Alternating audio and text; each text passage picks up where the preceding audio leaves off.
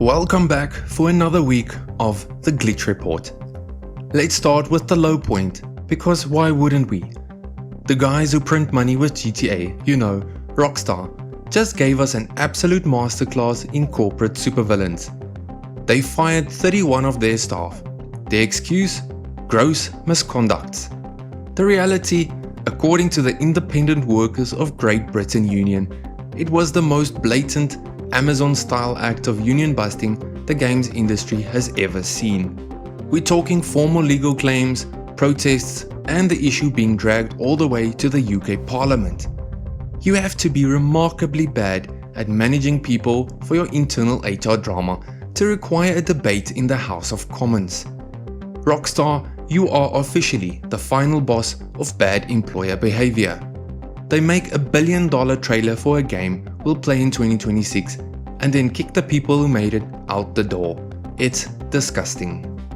And speaking of disrespecting the player base, let's talk about a development studio that looked at their players succeeding and said, "Hold my beer." Arc Raiders launched a massive community event to unlock a new map, Stella Montis.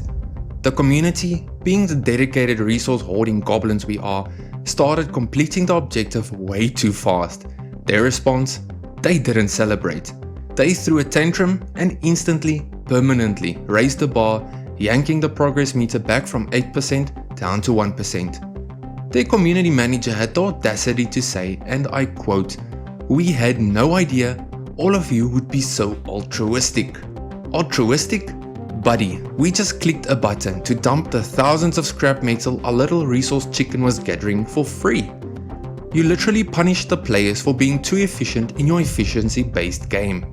It's the gaming equivalent of a teacher assigning 10 push-ups, then making it 100 when they see a kid finish quickly. You know the superhero office comedy vibe game Dispatch? Its writer Pierre Charette came out and confessed his secret shame. He regretted cutting some sex scenes out of the game.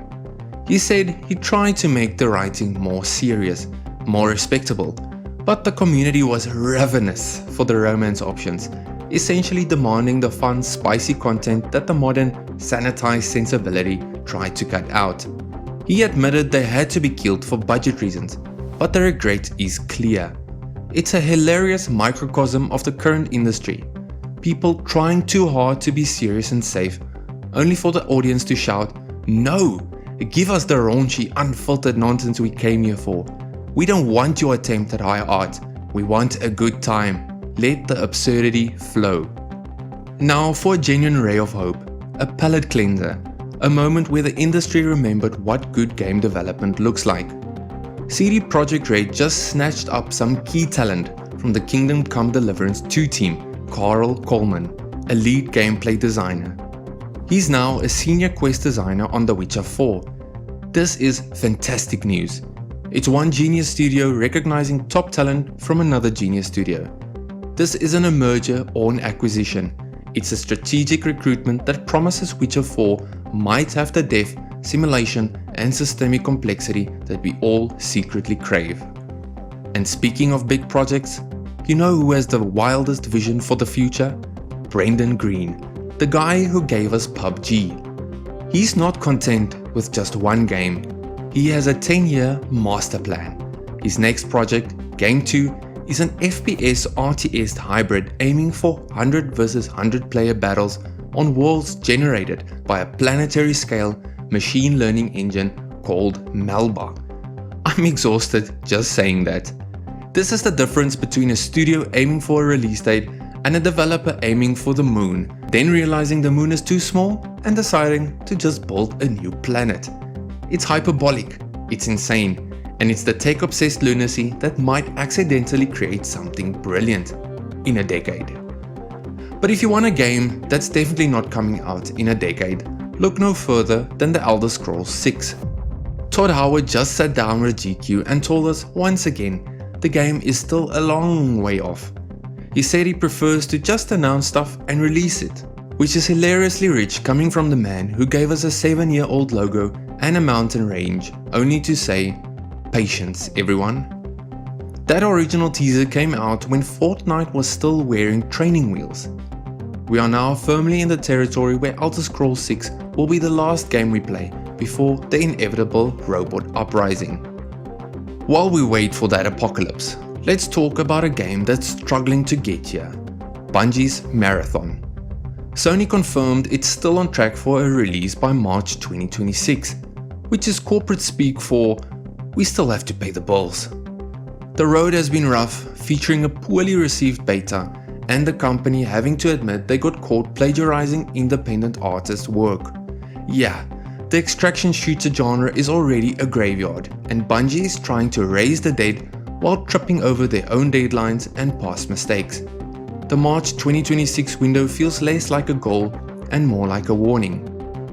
What else is happening? Oh, Nintendo, the masters of the small, baffingly late quality of life update. After years of the home screen not clearly telling you if your game was digital or physical, they finally added tiny little icons to differentiate them.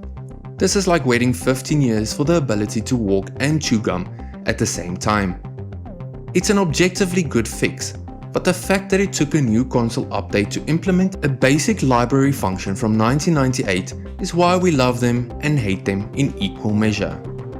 Meanwhile, Sony's other major franchise, Horizon, is having a platform identity crisis. They announced Horizon Steel Frontiers, an MMO developed by NCSoft. Guess where it's launching? PC and mobile. Guess where it's not launching? The PlayStation 5. The justification? It was built specifically for mobile. Right, so Sony owns the IP, greenlights a major MMO, and skips its own primary console to chase the mobile whale money. It's a blatant cash grab. Finally, circling back to the hardware, because the wheel of life must turn. Valve just lit the console wars on fire. They didn't just announce one thing, they dropped a triple threat: the new Steam Machine, the redesigned Steam controller, and the Steam Frame VR headset. All three are coming in early 2026 and the specs are bonkers. The new Steam Machine is over 6 times more powerful than the deck, aiming squarely for 4K at 60 FPS, using FSR, which is the PC master race trying to sneak a desktop into your living room by calling it a 6-inch cube.